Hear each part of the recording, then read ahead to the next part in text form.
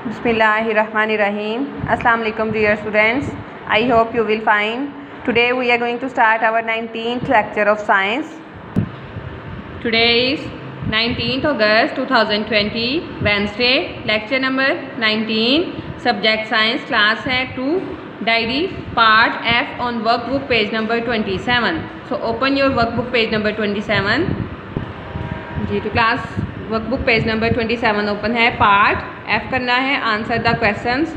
First one है which body parts help birds fly. कौन से बॉडी पार्ट्स हैं जो बर्ड्स को फ्लाई करने के लिए हेल्प करते हैं. बर्ड्स किसके साथ फ्लाई करते हैं. तो आंसर है feathers help birds to fly. Feathers mean पर, जो परिंदों के पर होते हैं वो उनको फ्लाई करने में हेल्प करते हैं.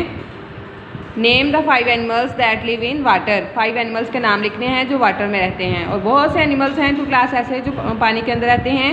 तो उनमें से 5 के हमने यहाँ पर नेम राइट करने हैं. Fish, frog, snake, alligator, turtle. हमने क्या राइट किया. Fish, frog, snake, alligator, turtle. तो ये था हमारा आज का. इतना सा ही काम है. बहुत अच्छे से इसको याद भी करना है और उसको नीटली नोटबुक पे भी राइट करना है as a practice. Take care. अल्लाह हाफिज़.